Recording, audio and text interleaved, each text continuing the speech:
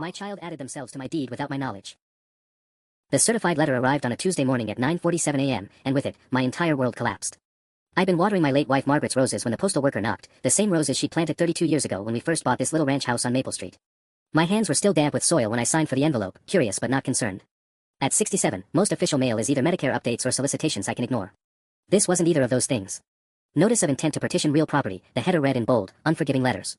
Below that, an address I knew by heart, my address, 47, Maple Street, followed by names that made my chest tighten with confusion, David Mitchell Connor and Robert James Connor versus Margaret Rose Connor estate. David was my son. Robert was me. And Margaret. Margaret had been dead for 8 months. I read the document 3 times before the words sank in. David was petitioning the court to force the sale of my house, our family home, claiming he owned 50% of the property and wanted to liquidate his assets. The lawyer's language was cold and clinical, but the message was crystal clear. My own child was trying to make me homeless so he could cash out his supposed share. My hands shook as I flipped through the attached paperwork. There it was, a copy of what appeared to be a modified deed dated just 2 months after Margaret's funeral. David Mitchell Connor, it claimed, had been added as a joint tenant with full rights of survivorship. My signature was right there at the bottom, notarized and filed with the county. I stared at that signature for a full 5 minutes. It looked like mine, the same R with the little flourish, the same way my last name always ran together. But I had never, ever signed this document. The memory hit me like ice water. 3 months ago, David had offered to help me organize Margaret's estate papers. "Dad, you shouldn't have to deal with all this legal stuff while you're grieving," he'd said, his voice full of concern I now realized was completely fabricated. "Just sign where I put the sticky notes, and I'll handle the rest." I'd been grateful. David had been living in our basement since his divorce 2 years prior, struggling to find steady work, drowning in credit card debt. When he offered to help with the mountain of paperwork that comes with losing a spouse, it felt like the first genuinely helpful thing he'd done since moving back home. I signed document after document that day, trusting my own son completely. What a fool I'd been. I walked through my house, the house David wanted to sell out from under me, seeing it through new eyes. The kitchen where Margaret had made Sunday dinners for 30 years. The living room where we'd watched David take his first steps, where we'd celebrated his high school graduation, where we'd argued about his failed marriage and poor choices. The master bedroom where I still slept on only my side of the bed, unable to claim Margaret's space even in death.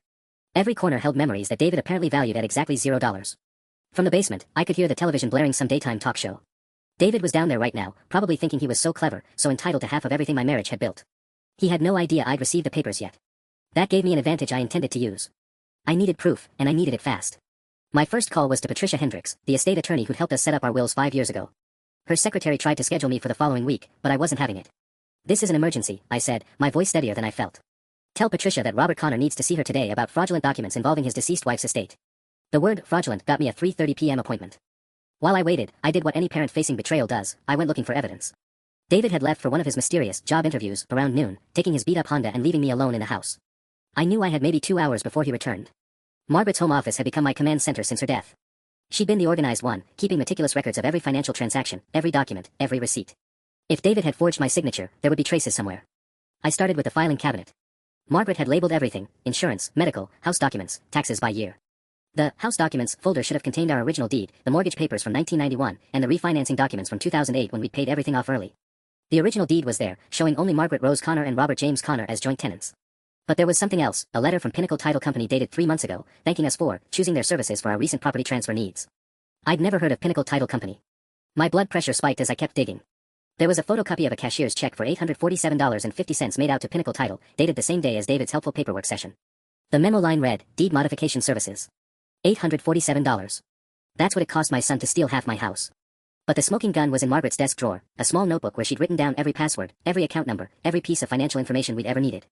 Margaret had been paranoid about forgetting important details, especially after her mother developed dementia. On page 12, I found what made my hands shake with rage. Robert's signature practice, for Christmas cards, followed by 5 lines of my husband's forged signature in David's handwriting. The date was from last Christmas, when David had offered to sign our holiday cards because my arthritis was acting up. He'd been planning this for almost a year. My phone rang at 2:45 p.m. Unknown number. "Mr. Connor. This is Jessica Walsh from Walsh, Martinez and Associates. We represent your son David in the property partition matter. We'd like to schedule a meeting to discuss a settlement that would be beneficial for both parties." The audacity was breathtaking. "I just received the papers this morning," I said carefully. "Yes, we understand this might come as a surprise. David mentioned you've been having some memory issues since your wife passed, so he wanted to handle this as gently as possible." Memory issues. He was already building a narrative that I was a confused old man who didn't remember signing away half my house. My grip tightened on the phone. "I'll need time to consult with my own attorney," I managed. "Of course. But Mr. Connor, I should mention, David is prepared to offer you 60% of the sale proceeds instead of the 50% he's legally entitled to. He really wants to take care of his father. 60% of my own house. How generous of him." "I'll be in touch," I said and hung up. At 3:15 p.m., I gathered my evidence and headed to Patricia's office, ready for war. Patricia Hendricks had aged since Margaret's funeral, her silver hair now completely white, but her eyes were as sharp as ever when I spread the evidence across her mahogany conference table. She studied each document with the methodical precision that had made her the best estate attorney in 3 counties. Son of a bitch, she muttered, then immediately apologized.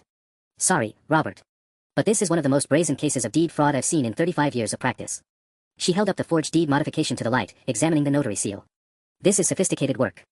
Your son didn't just scribble your name on a napkin, he went to professionals, paid real money, created a paper trail that would fool most people. But not you. Not me. Patricia pulled out a magnifying glass and pointed to tiny details I'd missed. See this notary stamp? It's from Rebecca Martinez. She's been the go-to notary for deed fraud in this area for years. The state's been trying to revoke her license, but she's careful. Always has fake witnesses, always makes sure the documents look legitimate. My stomach churned. So David knew exactly what he was doing. Oh, absolutely. This wasn't desperation or a moment of weakness, Robert. This was premeditated fraud. Patricia leaned back in her leather chair. The question is, what do you want to do about it? I want him prosecuted. I want my deed cleared. And I want him out of my house. All doable, but it won't be quick or easy. She opened her laptop and started typing. First, we file an emergency motion to halt the partition proceedings. I can have that done by tomorrow morning. Second, we report this to the district attorney's office. Forgery of legal documents is a felony in this state, carrying 2 to 5 years prison time. 2 to 5 years. My son could go to prison because of me. The thought should have horrified me, but instead, I felt something cold and satisfied settle in my chest. What about getting him off the deed? That's the complicated part. Even though the deed is fraudulent, it's been filed with the county and appears legally valid. We'll need to prove fraud in court, which means forensic document analysis, handwriting experts, testimony from the notary if we can flip her. Patricia's fingers drummed against her desk. We're looking at 6 months minimum, maybe a year. And David keeps living in my basement while we fight this? That's up to you. The house is still technically your primary residence, so you can evict him like any other tenant. 30 days written notice should do it. I thought about David downstairs right now, probably planning how to spend his windfall from selling my home. What if he tries to force the sale before we can prove fraud? That's why we're filing the emergency motion. It freezes everything until the court can sort out the legitimate ownership. Patricia printed several documents and slid them across the table. I need you to sign these. They authorize me to represent you and request the emergency hearing. As I signed my real signature, nothing like the forgery David had created, Patricia's phone buzzed. She glanced at it and frowned. Interesting. I just got an email from Jessica Walsh, David's attorney. They want to schedule a 4-way meeting for Friday. They called me too, offering 60% of the sale. Patricia laughed, but there was no humor in it. They're scared, Robert. David probably thought you'd just roll over, accept his version of events, maybe negotiate for a slightly better split. The fact that you lawyered up this fast means they know their timeline just got compressed. She stood and walked to her window overlooking the courthouse. There's something else you should consider. If David's desperate enough to forge legal documents, what else might he be desperate enough to do? The question hung in the air like a threat, and for the first time since receiving those papers, I wondered if I was truly safe in my own home. The drive home from Patricia's office should have taken 15 minutes. Instead, I sat in the courthouse parking lot for 27 minutes, staring at my phone and the 3 missed calls from David, home. He knew. Somehow, between my 3:30 appointment and now, David had figured out that I'd received the partition papers. Maybe Jessica Walsh had called him immediately after our conversation. Maybe he'd seen the certified mail receipt I'd carelessly left on the kitchen counter. Or maybe 34 years of being his father had taught him to recognize when I was planning something. The voicemails confirmed my suspicions. Dad, hey, it's me. Just wondering where you went. Your car's gone and you didn't leave a note. Call me back. Dad, it's David again. I'm getting worried. You never go anywhere without telling me. Please call. Dad, I found the papers on the counter. Look, I know this is confusing, but I can explain everything. We need to talk before you do something you'll regret. I'm your son, remember? I'm your son, remember? As if I could forget. As if that relationship meant anything when he was stealing my home. I deleted the voicemails and drove the long way home, past Riverside Elementary where David had attended 3rd grade, past the baseball diamond where I'd coached his little league team to a championship in 1998. Every landmark felt like evidence of my own stupidity, 34 years of loving a son who saw me as nothing more than a retirement plan. David's Honda was in the driveway when I pulled up at 5:23 p.m. Through the living room window, I could see him pacing back and forth, phone pressed to his ear. Probably getting coached by his lawyer on how to handle his suddenly uncooperative father. I sat in my Buick for another 5 minutes, gathering courage. Patricia's question echoed in my mind. If David was desperate enough to commit felony fraud, what else might he do? But this was still my house, damn it, and I wasn't going to let fear keep me sitting in my own driveway. The front door opened before I reached it. Dad. Thank God. I was about to call the police. David's face was a masterpiece of false concern, wide eyes, furrowed brow, the slight tremor in his voice that had gotten him out of trouble since he was 12. Where were you? I was so worried something had happened. I had errands to run. What kind of errands? You hate driving anywhere except the grocery store. I pushed past him into my own house, noting how his body language had changed. David was blocking the hallway, positioning himself between me and the stairs to my bedroom. Like a guard. Or a warden. Dad, we need to talk about those papers you found. Do we? Yes, we do. His voice sharpened slightly, the concerned sun mask slipping just enough to show something harder underneath. You're confused about what happened. Mom's death was really hard on you, and you've been forgetting things. There it was, the narrative Jessica Walsh had mentioned. Poor confused widower, can't remember signing important documents. My memory is fine, David. No, it's not. He stepped closer, and I caught the scent of beer on his breath. Day drinking while planning to steal my house. You signed those papers 3 months ago. You were crying about how you couldn't handle all the legal stuff, how you wanted me to be protected if anything happened to you. The lies came so smoothly, delivered with such conviction, that for a split second I almost doubted myself. Almost. Show me where I signed them. David's jaw tightened. What? You said I signed papers 3 months ago, giving you half the house. Show me exactly where I signed them. Dad, you're being ridiculous. The lawyers have all the documents. Then call them. Have them email copies. I'll wait. The mask finally slipped completely. David's face hardened into something I'd never seen before, cold, calculating, dangerous. You already called a lawyer, didn't you? The question hung between us like a blade. I could lie, play dumb, buy myself more time. But looking at David's face, really looking at it, I saw something that chilled me to the bone. This wasn't my confused, financially struggling son anymore. This was a stranger who'd been wearing my child's face for months, maybe years. Yes, I said simply. I called Patricia Hendricks. David's laugh was bitter and sharp. Patricia fucking Hendricks. Of course you did. Mom's old friend who charges $300 an hour to shuffle papers. Language, David. Language. His voice cracked with something between hysteria and rage. Dad, you just destroyed both our lives over language. He started pacing again, running his hands through his hair, the same nervous gesture he'd had since childhood, but now it looked manic, unhinged. Do you have any idea what you've done? Jessica Walsh is the best real estate attorney in the state. She doesn't take cases she can't win. That partition suit was a guaranteed payday for both of us. Both of us? Yes, both of us. David spun around, gesturing wildly at our modest living room. Dad, look around. This place is worth $430,000. I looked it up on Zillow, got a CMA from 3 different realtors. Even after taxes and fees, we're talking about $200,000 each. $200,000. He'd calculated it down to the penny. This is my home, David. It's where your mother and I built our life. Mom is dead. The words exploded out of him with such venom that I actually stepped backward. She's been dead for 8 months, and you're rattling around in here like some pathetic ghost, talking to her pictures, sleeping on half the bed, keeping her coffee cup in the same spot like she's coming back. Each word hit like a physical blow, but I kept my voice steady. That's my choice to make. No, it's not. Not anymore. David's voice dropped to something quieter but infinitely more menacing. See, that's where you're wrong, Dad. I own half this house now. Legally. The deed is filed, notarized, completely legitimate. Forged. Prove it. His smile was cold and confident. You think Patricia Hendricks can wave a magic wand and make this go away? Dad, I spent 18 months planning this. 18 months researching property law, finding the right notary, practicing your signature until I could do it in my sleep. My blood ran cold. 18 months.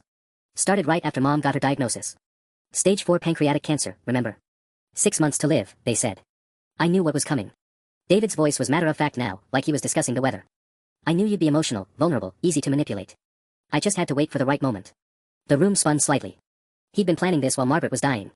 While I was caring for her, driving her to chemo, holding her hand through the worst moments of her life, my son was calculating how to steal our home. You practiced forging my signature while your mother was in hospice. I practiced securing our future. Your future too, if you weren't too stubborn to see it. David sat down on Margaret's chair, her chair, and leaned forward like he was about to explain something simple to a child. Dad, you're 67 years old. You've got maybe 10 good years left, 15 if you're lucky. You can't maintain this place forever. The roof needs work, the furnace is 20 years old, the foundation has that crack in the basement that gets bigger every winter.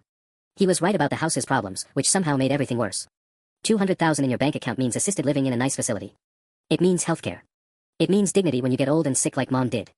David's voice softened, taking on the caring tone that had fooled me so completely. I was trying to take care of you. By committing fraud. By making sure we both got what we deserved from 30 years of mortgage payments and property taxes. The rationalization was breathtaking. In David's mind, he wasn't stealing, he was collecting an inheritance he felt entitled to. And what if I refused to sell? David's expression hardened again. Then Jessica Walsh forces the sale and you get exactly 50% instead of the 60 I was trying to give you. Your choice. That's when I realized the real trap. Even if Patricia could eventually prove fraud, David was betting it would take so long that I'd give up, accept a settlement, take whatever scraps he offered. There's a third option, I said quietly.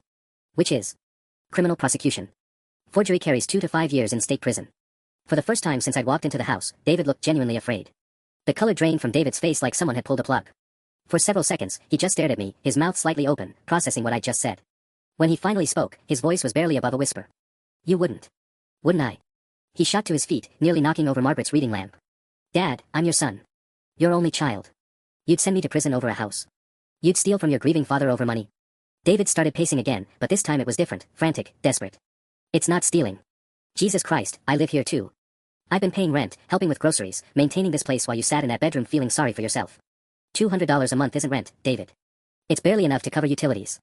So now we're talking about back rent. His laugh was sharp and bitter. Fine. Let's do math, Dad. 2 years in the basement at what, market rate? $1,500 a month. That's $36,000 I've underpaid you. Take it out of my half of the house sale. The casual arrogance was staggering. He was still talking like the sale was inevitable, like his fraud was just a minor procedural detail. My phone buzzed. Text message from an unknown number. Mr. Connor, this is Jessica Walsh. We need to speak urgently before you make any decisions you'll regret. David's situation is more complicated than you know. I showed David the screen. His face went pale again. What does she mean, more complicated? David ran both hands through his hair, a gesture that used to be endearing when he was stressed about school exams. Now it just looked pathetic. Okay, look. There might be some other debts involved. What kind of debts? Credit cards, mostly. Some personal loans. Maybe a little gambling stuff, but nothing serious. The words gambling stuff hit me like ice water. How much, David? It's manageable. How much? He was quiet for so long I thought he wasn't going to answer. When he finally spoke, his voice was so low I almost missed it. 87,000. Give or take. My legs felt weak. I sank into my recliner, the one Margaret had bought me for my 60th birthday. $87,000. It sounds worse than it is. Most of it's on credit cards, you know how they compound interest. And there was this poker game that ran every Tuesday at Mickey's bar. I got in deep with some guys who aren't exactly patient about repayment. Oh, David. The disappointment in my voice seemed to hurt him more than my anger had. Dad, that's why I need the house money. These aren't people you can just ignore. They've already made some calls, left some messages. One guy showed up at the shop where I was doing temp work last week. The shop where he'd been laid off 3 weeks ago. Another lie. They're threatening you. Not threatening exactly, but... David pulled up his left sleeve, revealing a bruise on his forearm that was fading from purple to yellow. This happened when I explained I needed more time. For a moment, just a moment, I felt that old parental instinct kick in. My child was in danger. My child needed help. But then I looked around at the living room where Margaret and I had celebrated 32 Christmases, and the feeling curdled into something else. So you decided to steal my house to pay gambling debts. I decided to liquidate an asset to solve a temporary problem. The clinical language, the refusal to acknowledge what he'd actually done, it was like talking to a stranger wearing my son's face. My phone rang. Patricia Hendricks. I need to take this, I told David. Patricia, it's Robert. Robert, thank God. I've been doing some digging on David's attorney, and we have a serious problem. Jessica Walsh isn't just a real estate attorney, Patricia continued, her voice tight with urgency. She specializes in what's called distressed asset recovery. Basically, she helps people liquidate property fast when they're in serious financial trouble. The kind of trouble that involves people who break arms when they don't get paid. I glanced at David, who was standing close enough to hear every word. His face had gone from pale to gray. What does that mean for us? I asked. It means this isn't just about your house anymore, Robert. Jessica Walsh doesn't take cases unless she's guaranteed to collect her fees up front. Someone's already paid her retainer, and I guarantee it wasn't David. My stomach dropped. Who then? The same people David owes money to. They're backing this lawsuit because they need him to have clean access to property assets. If David gets convicted of fraud, any money he might have received becomes part of the criminal investigation. But if the petition goes through first, if the house sells before fraud charges are filed, they get paid and disappear, I finished. Exactly. Robert, you need to get out of that house. Tonight. David was shaking his head frantically, making slashing motions across his throat. Dad, don't listen to her. She's trying to scare you. Why would she lie? I asked him. Because that's what lawyers do. They create drama to justify their fees. Patricia's looking at a 2-hour emergency filing versus months of fraud litigation. Which one do you think pays better? But Patricia was still talking. Robert, are you listening? I've seen this pattern before. These aren't traditional bookies David's dealing with. This is organized, sophisticated. They've probably been planning this longer than David has. The front doorbell rang. David and I looked at each other, then at the door. It was 7:23 p.m. on a Wednesday. We weren't expecting anyone. Don't answer it, David whispered.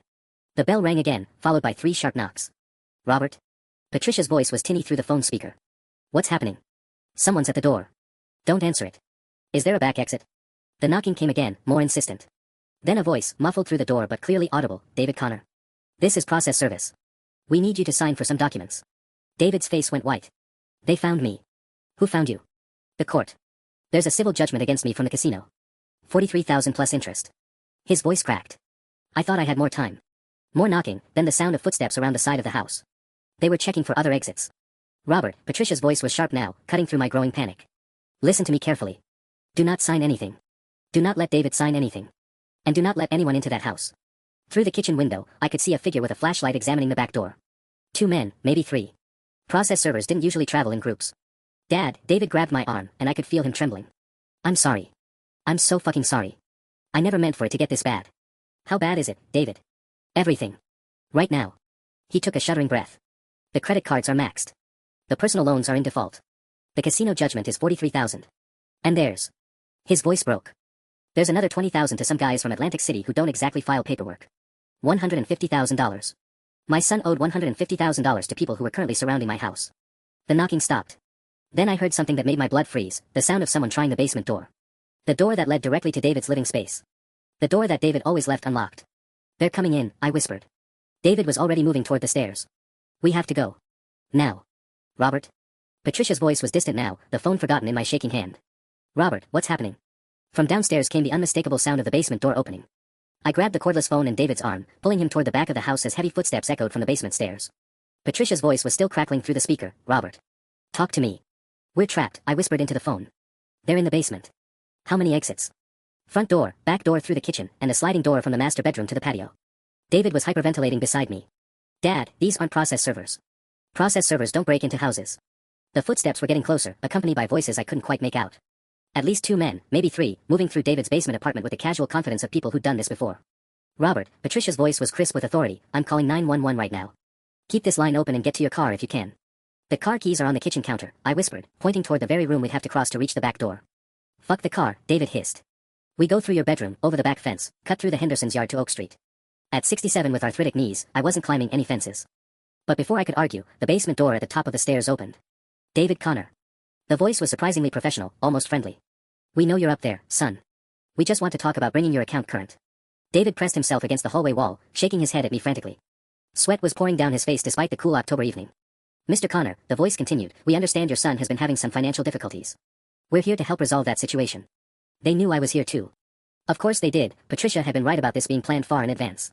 We also understand there might be some property assets available to settle David's obligations. That could make this whole situation go away very quickly.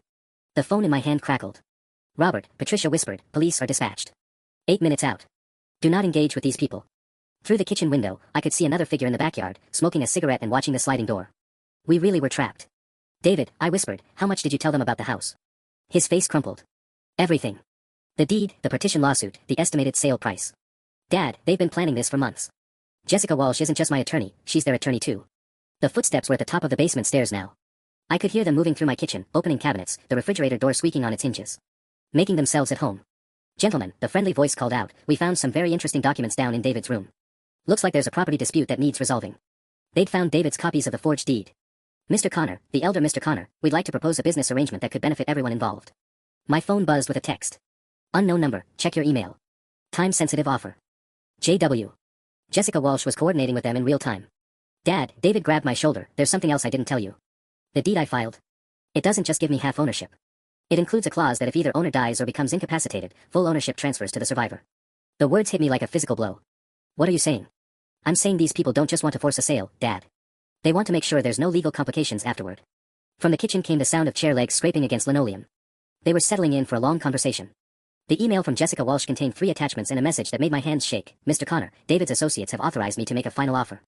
Complete property transfer in exchange for debt forgiveness and guaranteed safety. You have 30 minutes to respond before they explore alternative solutions. The first attachment was a quitclaim deed transferring my entire house to something called Meridian Holdings LLC. The second was a pre-signed check for $15,000, apparently my relocation assistance. The third was a photograph of Margaret's grave with today's newspaper laid across the headstone. They went to the cemetery, I whispered to David, showing him the phone screen. His face went ashen. Oh God. Dad, they're not just collectors. These are the people who make problems disappear permanently. Through the kitchen doorway, I could see one of them, a man in an expensive suit jacket examining our family photos on the refrigerator. He looked like someone's accountant, not a criminal. That somehow made it worse. David Connor, the friendly voice called again, we found some interesting mail down in your space. Looks like the IRS has some questions about unreported gambling income from 2019 through 2022. More complications. Of course there were. How much unreported income? I hissed at David. Maybe 40,000. Maybe 60. I wasn't exactly keeping detailed records. So David owed money to loan sharks and the federal government.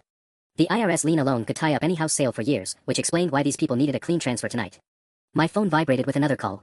Patricia again. Robert, where are the police? 6 minutes out, she whispered. But I'm looking at the deed David filed, and we have a bigger problem.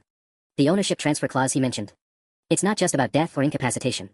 It includes something called voluntary absence from property for more than 72 consecutive hours. My blood chilled. What does that mean?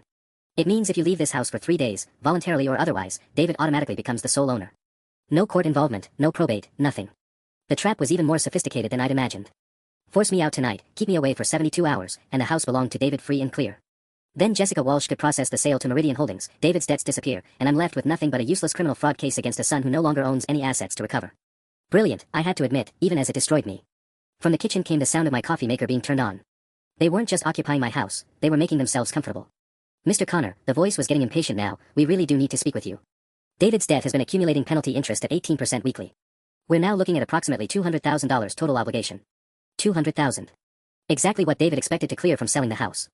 Dad, David whispered, tears streaming down his face, I never wanted this to happen to you. I thought I could handle it myself, get the money, pay everyone off, and you'd never have to know. But you signed away my house while your mother was dying. I panicked. The debts kept growing, these people kept calling, and Mom was so sick and you were so stressed, and I just... His voice broke completely. I thought if I could solve everything quietly, it would be like it never happened. Through the master bedroom window, I could see police flashlights moving through the Hendersons' yard. Finally. But the man in the kitchen had seen them too. Gentlemen, he announced calmly, it appears we have some local interference incoming.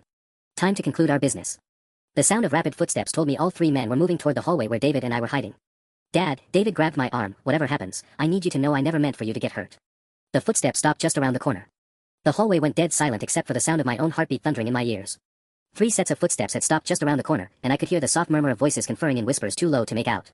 David's grip on my arm was so tight it would probably leave bruises. Then Patricia's voice crackled through the phone speaker, loud enough that everyone in the house could hear it. Robert, the police are in your driveway now. 2 units, 4 officers. The response was immediate. Heavy footsteps rushed back toward the kitchen, followed by the slam of the back door.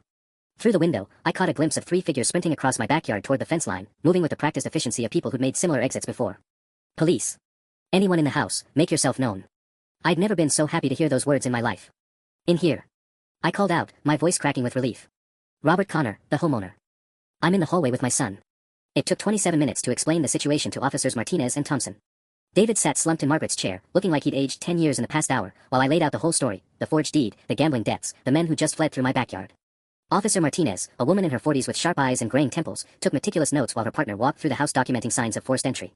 The basement door frame was splintered where they pried it open, and muddy footprints tracked through my kitchen. Mr. Connor, Officer Martinez said after I'd finished, we're going to need your son to come to the station to file a formal complaint about the threats and intimidation. These people committed breaking and entering at minimum. David's head shot up. I can't do that. Why not? Because then they'll know I cooperated with police. These aren't people who forgive snitches. Officer Thompson returned from his walkthrough, shaking his head. Back door's secure now, but they left some interesting items behind. He held up a manila folder. Looks like financial documents, property records, and what appears to be surveillance photos of this house taken over several weeks. My blood ran cold as he spread the photos across my coffee table. There I was, watering Margaret's roses last Tuesday morning. Getting my mail Thursday afternoon. Loading groceries from my car Sunday evening. They'd been watching me for at least a month. Jesus, David whispered, staring at the images. Dad, they know your entire routine. Officer Martinez examined the photos with professional interest. These are high-quality, telephoto lens work. This wasn't casual surveillance, someone paid good money to document Mr. Connor's movements. She pulled out one photo that made my stomach lurch. It showed me and Patricia Hendricks walking into her office building 3 hours ago. Timestamp, 3:47 p.m. They followed me to my lawyer, I said. Which means they knew about your fraud investigation before we did, Officer Thompson added. Mr. Connor, has your son told you about any other people involved in this situation? Anyone who might have that kind of surveillance capability? David was quiet for so long I thought he wasn't going to answer. When he finally spoke, his voice was barely audible. There's someone else. Someone I haven't told you about. Who? The person who actually paid Jessica Walsh's retainer. The person who organized everything. David's hands were shaking as he reached into his wallet and pulled out a business card. He said he was an investor, someone who helped people in financial trouble. The card was expensive looking, heavy cardstock with gold lettering. Marcus Valenti, Asset Recovery Specialist. Below that, a phone number with a 609 area code, Southern New Jersey. Officer Martinez photographed the card immediately. David, how long have you been in contact with this Marcus Valenti? Since about 2 weeks after Mom's funeral. He said he'd heard through mutual acquaintances that I might be facing some financial difficulties. The timeline clicked into place with horrible clarity. While I was still grieving Margaret's death, while David was supposedly helping me organize her estate papers, he'd already been recruited by someone who specialized in exactly this kind of scheme. Dad, David turned to me with something that might have been hope in his eyes. I think I was set up from the beginning. The business card felt like it weighed 10 pounds in my trembling hands. Marcus Valenti, Asset Recovery Specialist. I stared at the gold lettering while Officer Martinez made notes, trying to process what David had just revealed. Set up how? I asked, though part of me already dreaded the answer. David wiped his nose with the back of his hand, a gesture that reminded me painfully of the scared little boy he used to be. He knew things, Dad. Things about our family that I never told him. He knew Mom had died of pancreatic cancer. He knew you were struggling with the estate paperwork. He even knew about that crack in the basement foundation. Officer Thompson looked up from photographing the surveillance pictures. How would a stranger in New Jersey know details about your mother's death? That's what I've been trying to figure out. David pulled his phone from his pocket with shaking hands. He first contacted me through Facebook Messenger. Said a mutual friend had mentioned I was going through a difficult time. He scrolled through his messages, then turned the phone toward us. The conversation thread showed dozens of exchanges between David and someone called Marcus V, dating back 9 months, starting just 3 weeks after Margaret's funeral. Jesus, David, I breathed, scanning the messages. He was grooming you. The early messages were sympathetic, almost therapeutic. Marcus expressing condolences about Margaret's death, asking how David was coping with his father's grief, offering gentle suggestions about family financial planning during times of transition. Then gradually, carefully, the conversation shifted to David's personal debts, his employment struggles, his growing desperation. Look at this message from January, Officer Martinez pointed to the phone screen. Marcus is asking about your father's property ownership structure. That's 4 months before you claim you got the idea to modify the deed. David's face crumpled as he read his own words from 7 months ago. Dad owns the house outright, but he's been talking about estate planning since Mom died. Maybe there's a way to get my name added for inheritance purposes. Marcus's response was immediate and encouraging. That's very smart thinking, David. Property transfer between family members can be handled quietly, without expensive probate complications. I know some people who could help with that paperwork. He played you, I said, surprised by how much sympathy I felt despite everything David had done to me. This whole thing was orchestrated. But I still signed the papers, David said miserably. I still forged your signature. I still filed fraudulent documents with the county. Officer Martinez closed her notebook and stood up. Mr. Connor, both of you, this changes the scope of our investigation significantly. We're no longer looking at simple forgery and debt collection. This appears to be organized fraud targeting vulnerable families. She turned to David. How many other people did Marcus put you in contact with? The notary, Jessica Walsh, the men who were here tonight. All of them. Everyone except the original gambling debts, those were my own stupidity. David scrolled through more messages. Marcus introduced me to Rebecca Martinez for the notary work. He recommended Jessica Walsh for the legal filing. He even suggested which title company to use. Pinnacle Title, I said, remembering the receipt I'd found in Margaret's files. Right. Marcus said they specialized in family property transfers and wouldn't ask too many questions. Officer Thompson was photographing David's phone screen when his radio crackled to life. Unit 47, we have a situation at Riverside Cemetery. Vandalism to multiple grave sites, including some mentioned in your current investigation. My heart stopped. Margaret's grave. We need to go, Officer Martinez said grimly. David, you're coming with us to the station. Mr. Connor, do you have somewhere safe you can stay tonight? I looked around my living room, the house I'd shared with Margaret for 32 years, the place where we'd raised David, where I planned to live out my remaining years surrounded by memories of our life together. Now it felt contaminated, violated by strangers who'd walked through it like they owned it. Patricia Hendricks, I said finally. My attorney. She has a guest room. As we prepared to leave, David grabbed my arm one more time. Dad, I know this doesn't fix anything, but Marcus Valenti isn't finished with us. He invested too much time and money to just walk away. Through the living room window, I could see a black SUV with tinted windows parked 3 houses down. It hadn't been there when the police arrived. He's still watching, David whispered, following my gaze. Even now. The ride to Riverside Cemetery felt like a funeral procession in reverse. Officer Martinez drove while I sat in the passenger seat, watching familiar streets blur past in the darkness. David followed in the second patrol car, his silhouette hunched and defeated in the back seat behind the protective barrier. Patricia met us at the cemetery gates, her silver hair wild from being pulled from bed at 9:47 p.m. She'd thrown a wool coat over her pajamas and driven here the moment Officer Martinez called her. Robert, she gripped my arm as we walked through the entrance. I'm so sorry. I should have seen this coming. The damage was surgical in its precision. 12 headstones had been disturbed, but not randomly. Each one belonged to someone who died in the past year, whose surviving spouses owned property free and clear. Margaret's grave was in the center, her headstone knocked askew, the fresh flowers I placed there yesterday scattered across the grass. But it was what they'd left behind that made my blood run cold. Propped against Margaret's displaced headstone was a manila envelope marked, Final Offer, expires 6 a.m. Inside were new property transfer documents, a cashier's check for $25,000, and a single Polaroid photograph that made Patricia gasp when she saw it. The image showed me sleeping in my own bed, taken through the master bedroom window sometime in the past week. I was wearing the blue pajamas Margaret had given me last Christmas, lying on my side of our king-size bed, completely vulnerable and unaware. They were inside the house before tonight, I whispered, staring at the photo. Multiple times. Officer Thompson was documenting the other disturbed graves when his radio crackled again. All units, we have reports of a structure fire at 847, Pinnacle Drive. Pinnacle Title Company building. Patricia and I looked at each other with the same thought. Someone was destroying evidence. The notary records, Patricia said. If Rebecca Martinez kept copies of the fraudulent documents, they just went up in smoke. Officer Martinez finished photographing the cemetery scene and walked over to us, her face grim in the flashlight beam. Mr. Connor, we need to discuss protective custody. These people aren't just trying to steal your house anymore, they're eliminating witnesses and evidence. David appeared at my elbow, flanked by Officer Thompson. His face was pale in the artificial light, but his voice was steadier than it had been all evening. Dad, I've been thinking about something Marcus said 3 months ago. He asked me about your daily routine, specifically what time you usually go to bed and whether you take any medications that might make you sleep deeply. The implications hit me like ice water. They've been planning to kill me. Not kill, Patricia said quietly, studying the legal documents from the manila envelope. Look at this clause buried on page 3. In the event of property owner incapacitation due to medical emergency, temporary guardian David Connor is authorized to execute all necessary transfers for medical expense coverage. My hands shook as I read the fine print. They'd planned to drug me, stage a medical emergency, and use David as my temporary guardian to sign over the house while I was unconscious or hospitalized. Jesus Christ, David whispered. Marcus wanted me to slip something into your evening tea. He said it was just a mild sedative, something to help you sleep better while you were grieving. When? Officer Martinez demanded. Tomorrow night. He said the timing had to be perfect, something about legal filing deadlines. David's voice cracked. Dad, I never would have done it. Even at my worst, I wouldn't have poisoned you. But looking at his face in the cemetery darkness, I wasn't entirely sure that was true. The Polaroid photograph trembled in my hands as Patricia examined the new legal documents by flashlight. Margaret's disturbed grave seemed to watch us with silent accusation, and I felt something inside me finally snap, not into despair, but into cold, crystalline rage. Officer Martinez, I said, my voice steadier than it had been all evening, I want to make something very clear. I'm not running from these people anymore. Mr. Connor, that's not advisable. They photographed my dying wife's grave. They took pictures of me sleeping in the bed I shared with her for 32 years. I folded the Polaroid carefully and slipped it into my wallet. This ends now. David stepped closer, still flanked by Officer Thompson. Dad, you don't understand what Marcus is capable of. The fire at Pinnacle Title? That's not coincidence. He's destroying evidence because something spooked him tonight.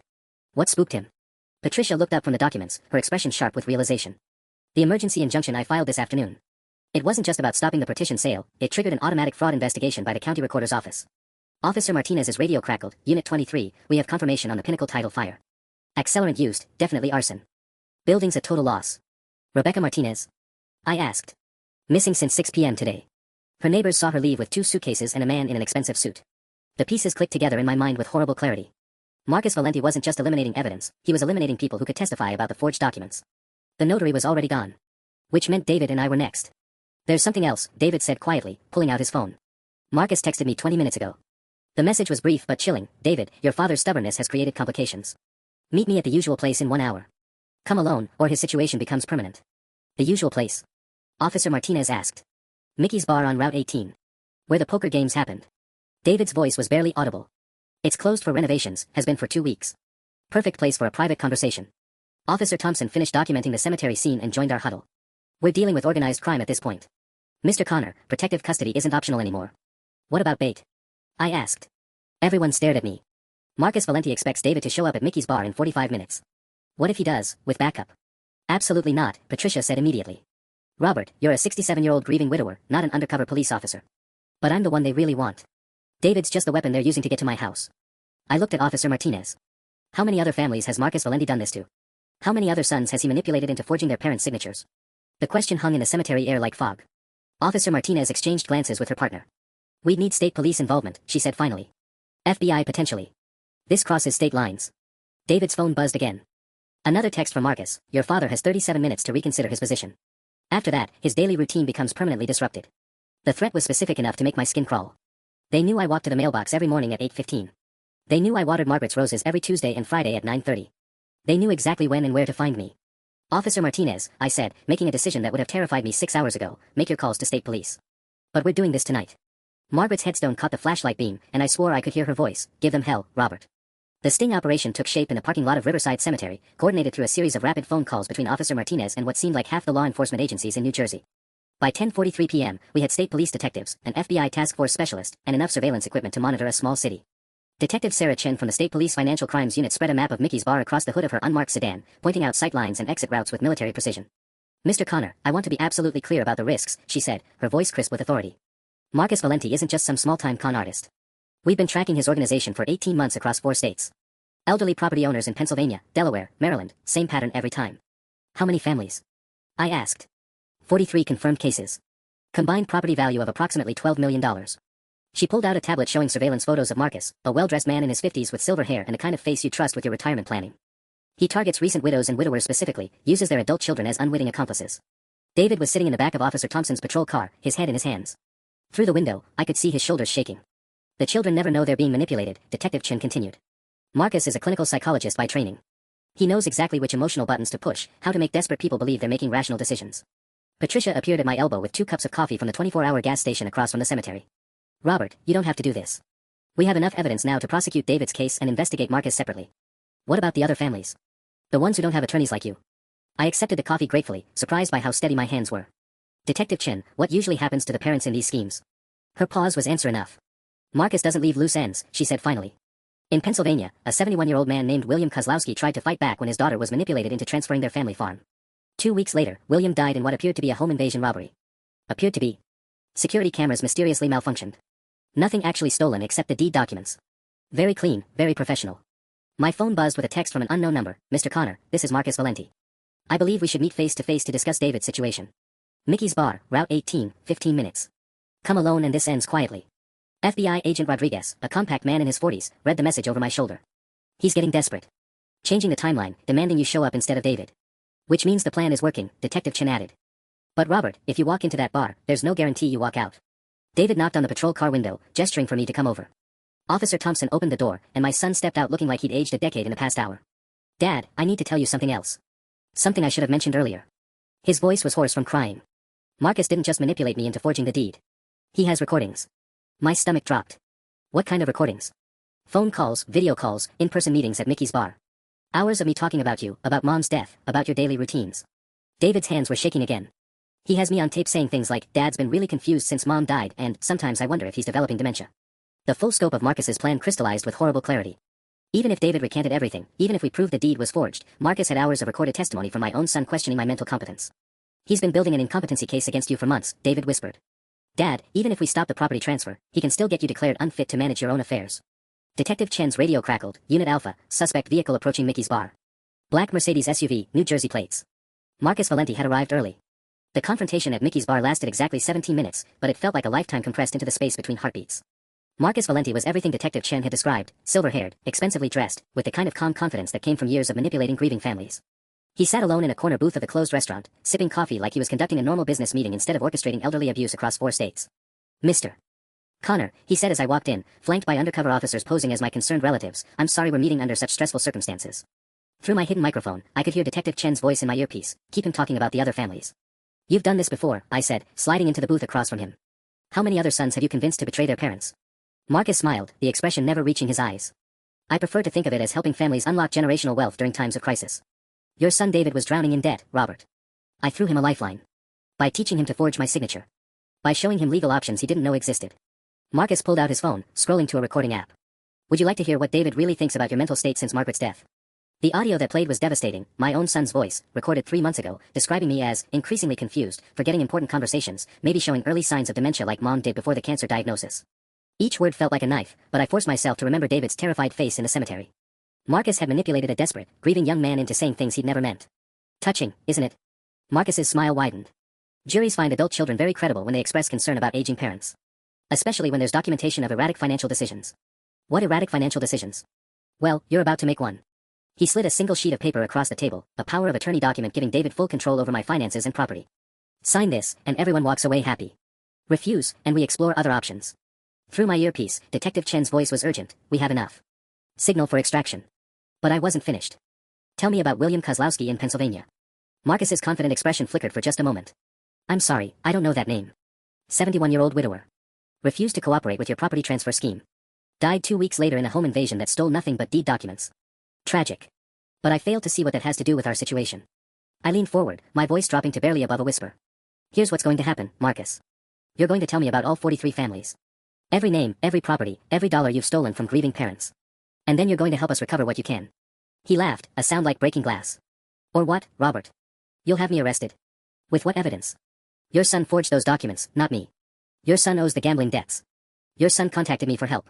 Actually, Detective Chen's voice came from the restaurant's front door as she entered with FBI Agent Rodriguez and 4 state troopers. David's been cooperating with federal authorities for the past 2 hours. We have his complete testimony about your organization's methods. Marcus's face went pale as the handcuffs clicked into place. The final piece came 3 weeks later, when Jessica Walsh agreed to cooperate in exchange for reduced charges. Her client files revealed the full scope of Marcus's operation, 43 families across 4 states, with combined stolen assets worth over $14 million. David pleaded guilty to forgery charges and received 2 years probation plus community service. The forged deed was voided, my house remained mine, and Patricia Hendricks negotiated a settlement that covered David's legitimate debts without destroying either of our futures. But the real victory came on a cold December morning when I found David in the basement, packing his belongings into cardboard boxes. Where will you go? I asked. Patricia found me a job with a construction company in Pennsylvania. Clean start, honest work. He paused, holding one of Margaret's old photo albums. Dad, I know you'll probably never forgive me for what I did to Mom's memory, to this house, to you. I took the album from his hands, running my fingers over Margaret's careful handwriting labeling each picture. You're my son, David. That doesn't change, even when you make terrible choices. His eyes filled with tears. I'm going to pay you back. Every dollar Marcus cost you in legal fees, every day of stress I put you through. Just be better, I said simply. That's payment enough. 6 months later, I received the first letter, not asking for money or forgiveness, but sharing news about his job, his apartment, his slowly rebuilding life. It was signed, your son, trying to deserve the title again. Margaret would have been proud of us both.